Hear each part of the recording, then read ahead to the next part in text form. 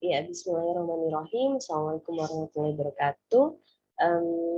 Today I'm going to explain about propaganda analysis theory.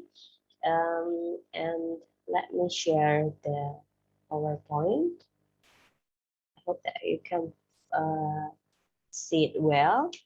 Yeah, this maybe some of you or all of you familiar with this kind of word, yeah, propaganda.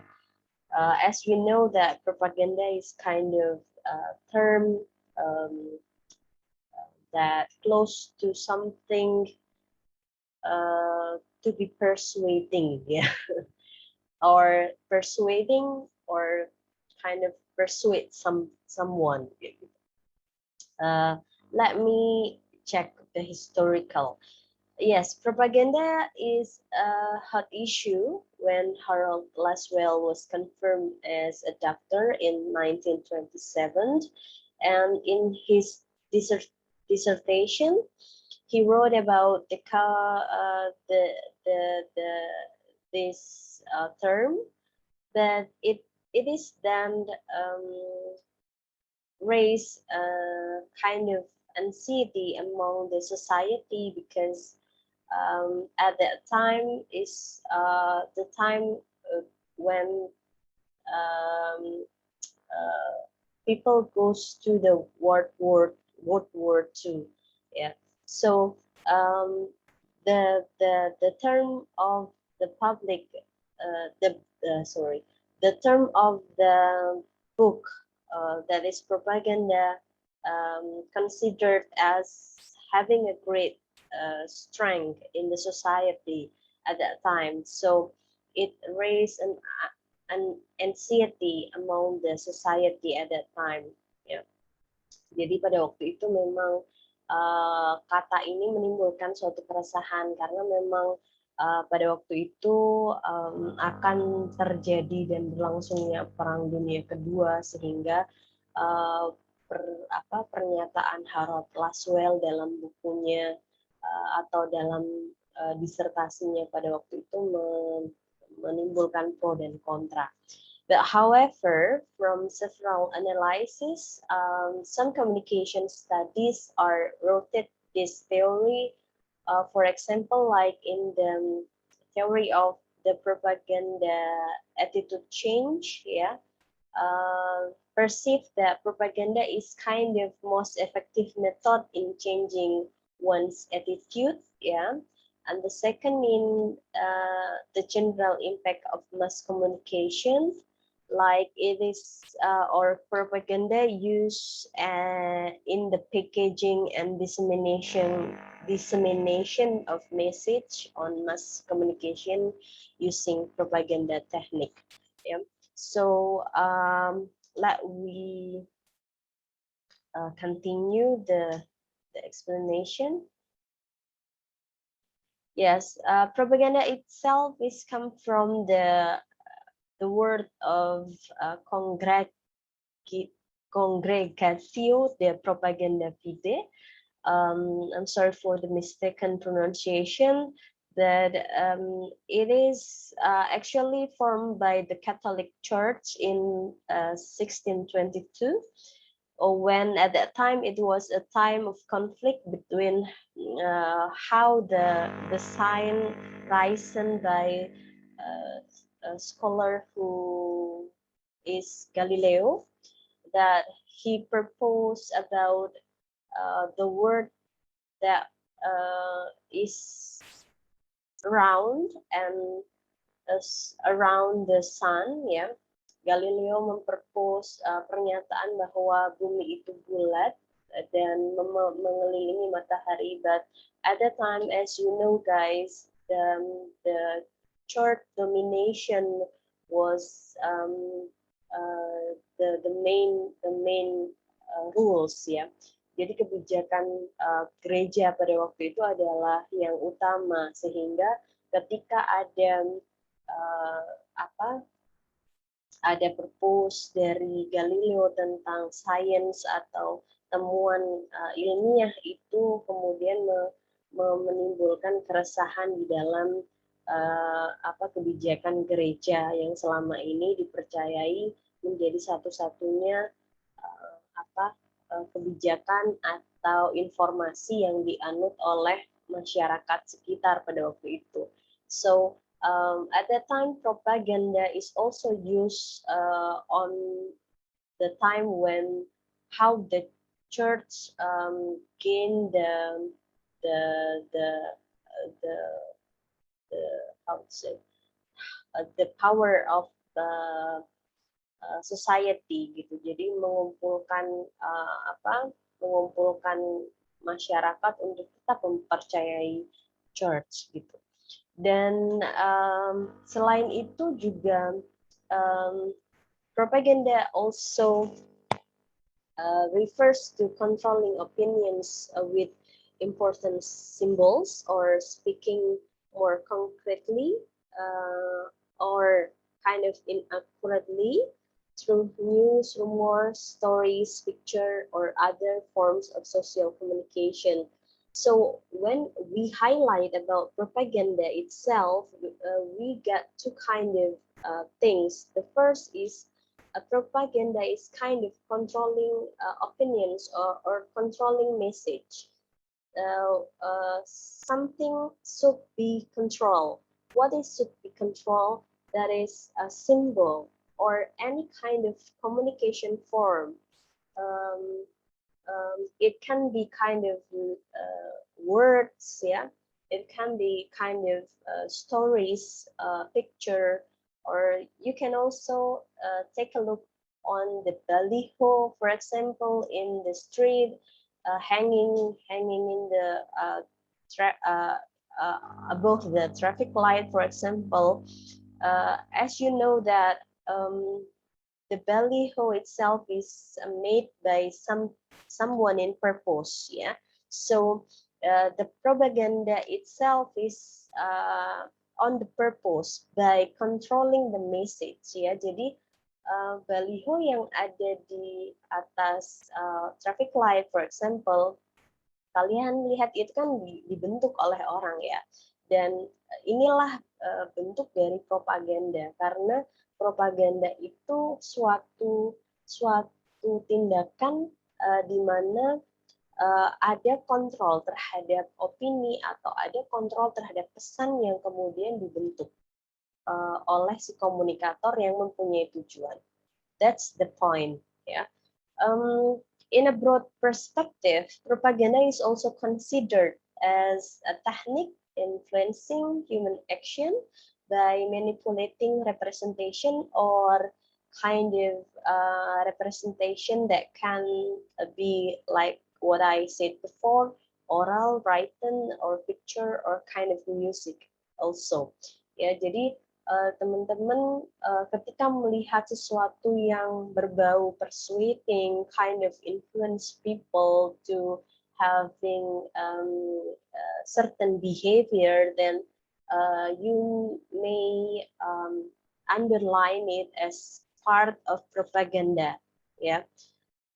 But it's also be kind of discourse because the concept was then developed in advertising and publicity, because propaganda then become kind of technique that how to say taken place to the advertising or publicity activities, ya, di mana teknik-teknik propaganda kemudian digunakan ke dalam kegiatan advertising dan publicity, and this also some also Laswell also mentioned that the teacher who do kind of lecturing or do kind of how to say spreading the information to the student is also kind of propaganda process, yeah, or activities. So me myself here juga dikatakan sebagai bentuk atau aktivitas propaganda kalau menurut Laswell di 1937. But then Roger Brown in 1958 tries to distinguish between propaganda and persuasion, yeah, because some of people also difficult to mention about these two words. As Roger Brown say that persuasion is kind of manipulation of symbol designed to produce action on other people, yeah. Then persuasive effort is called propaganda, yeah. So that uh, the persuasion itself is only kind of how we manipulate the symbol to produce action of other people, ya. Itu persuasinya. But the second is propaganda is kind of persuasive action meant by someone that the action will be benefit those who carry out the persuasion, but not to those who are the object of the persuasion itself, ya. Jadi propaganda menurut Roger Brown itu adalah ketika seseorang melakukan aksi persuasi kepada orang lain dan menimbulkan manfaat oleh orang yang membawa persuasi itu atau yang melakukan persuasi itu, or the communicator. For example, like me, myself, if I do kind of persuading to you guys to be like me, or to like my to like my subject or course, yeah. Then it is gaining some voices from the from the student. Then it makes me become the nominee of Dean selection. Then it belong to the propaganda activities, ya. Jadi ketika Mbak Ida menggunakan persuasi dan mendapatkan manfaat dari itu, kalian jadi menyukai mata kuliah saya dan kalian memilih saya sehingga saya terpilih atau dinominasikan sebagai misalnya calon dekan, nah jangan-jangan. Nah itu misalnya itu akhirnya tindakan yang saya lakukan termasuk propaganda kalau do the Roger Brown state, ya. Then for the next, I'm trying to how to say distinguish the previous and the nowadays definition of propaganda and the purpose itself, ya. The old function of propaganda is used to what war, ya. Propaganda waktu itu digunakan during the war, ya. But nowadays propaganda is currently used in some fields, ya. For example, like advertisement or advertising, political campaigns, public relation, and other fields that it needs, yeah. And the purpose of previous propaganda is used to the needs of war, yeah. As you can see the fourth in the left, but in the right, you can see that nowadays purpose of propaganda is on how it can be useful to gaining some effort gitu ya, for gaining any needs, ya, or any purpose, ya. For example, like in advertising purpose, yeah, they make or they do kind of propaganda technique because they use it to make a greater sales for advertiser, yeah. And in political campaign, it's also to get the most votes in the selection of the candidates, yeah. And also for you guys who aim to in public relation, ya, ketika kalian menyukai public relation, you will also study about how the propaganda technique will also be elaborate in some strategy or some planning program of the public relations, yeah, like that. And there are some technique or some form of general equipments of propaganda. Let me explain one by one. The first is name calling. Name calling is kind of bad labeling of ideas, yeah, used to make us reject or condemn ideas or any anything without observing the evidence, yeah.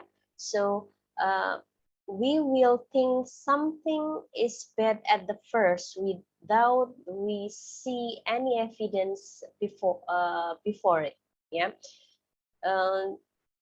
For example, like if we as a Muslim, then someone said please don't pick or don't vote Mr. X because he's non-Muslim and he will not how to say, he will not give any care of the Muslim needs, for example, like that, ya. Jadi ketika seseorang menjelek-jelekkan atau memberikan label terhadap seseorang yang lain atau sesuatu yang lain demi kepentingan mereka tanpa kemudian membuat kita yang mendengarnya itu memeriksa lebih jauh gitu, memeriksa bukti-buktinya lebih jauh gitu. So kita hanya melihat dari label jeleknya, misalnya jangan pilih dia karena dia adalah non-Muslim, sedangkan ketika orang memimpin Muslim dari yang non-Muslim, mereka tidak akan memperhatikan hal-hal yang di luar non-Muslim, misalnya kayak gitu. Ini hanya contoh ya, sekali lagi. For example, like that, yeah. That's the name calling. The second is glittering generality. This form of propaganda is kind of linking things into a good words, yeah. The first is into a bad words, but the second is linking things into a good word. Jadi kebalikan yang pertama. That it's also happened to us to make us then not realize or checking the evidence of the thing that being good, ya, dalam tanda kutip, ya. For example, like you know, guys, nowadays we all concerned about ecological living, ya, misalnya eco living, ya, bagaimana kita reduce the plastic or having kind of more ecological aspect, ya, concern about it, ya. Jadi ketika misalnya ada seseorang yang bilang bahwa I have this kind of product and this product is concern about the ecological living kayak gitu. Jadi tanpa kita pikir-pikir lagi, the person who take consideration about ecological value then will attract to that gitu tanpa checking the other things before kayak gitu, teman-teman, biasanya.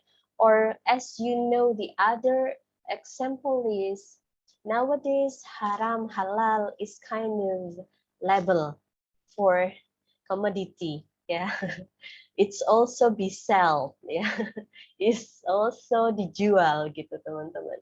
Haram halal ini sebagai sesuatu yang kemudian kalian tahu dijual, kayak kosmetik dikasih label halal gitu ya, kemudian orang kemudian berbondong-bondong bahwa itu halal kayak gitu, kemudian orang pakai deterjen ini karena halal gitu ya. Something is good ya, but then we can sometimes we also, is it true gitu ya. Kadang kita tidak langsung mengecek apakah benar-benar itu halal gitu ya. Karena namanya saja yang kelihatan halal, misalnya amin gitu ya, atau konteksnya X gitu yang berbau-bau bahasa Arab gitu. That thing is kind of glittering generality for apa teman-teman, kalau kalian tahu. Jadi seperti itulah yang dikatakan linking into a good words ya, glittering generality. Then for the next is transfer. This form of propaganda is kind of bring the authority or the support or kind of prestige, yeah, from something that into another thing, yeah, so people can receive it better. For example, like if I the alumni of Master Chef, then I open the restaurant, and in the restaurant I put my name, who is ex Master Chef, like that. Then if the purpose is the title of Master Chef in my restaurant will be, I hope that people will receive it better, yeah. If I put it there in my restaurant name kayak gitu ya. Jadi teman-teman, itu namanya transfer. Or for example like I'm the son or the daughter or the granddaughter of Sultan Hamengkubuwono ke-9 gitu, for example. Yeah, so people will give me more respect kayak gitu. Kadang orang seperti itu. Aku tuh keturunan sultan loh. Jadi orang akan lebih respect ketika Mbak Ida bilang aku keturunan sultan. For example like that. It's kind of transfer ya. And the next is testimony. Testimony is, as you know, it's the very familiar activities that, as we know, in our social media, our mass media as well, yeah, selebgram do the reviewing product, then give put some testimony of the product, ya. Jadi testimony is kind of experiencing through the people, then make it kind of explanation that that it might be make the product be like, ya, disenangi atau be hated, ya, atau dibenci gitu. Jadi itu namanya testimony. Then the plain fox is kind of the method that convince the audience in a good idea, and it's illustrating he or she is kind of part of minor group. For example, like if I will how to say I'm the political candidates, then right myself is the ordinary people from the ordinary society, yeah, and I will fight for the ordinary needs gitu ya. Itu akan memperlihatkan bahwa saya adalah bagian dari masyarakat biasa loh gitu. I'm the ordinary man that will fight for you guys gitu. Ini namanya plan force gitu ya. The next is card staking. Card staking is something like you put some fact, yeah. It is fact, but somehow it is fact or data that somehow it's also we kind of make something worse or about something, yeah. For example, like um, uh, what else? What? For example, like if you know, guys, if some group of people make a demonstration and they have no idea to bring, yeah, then they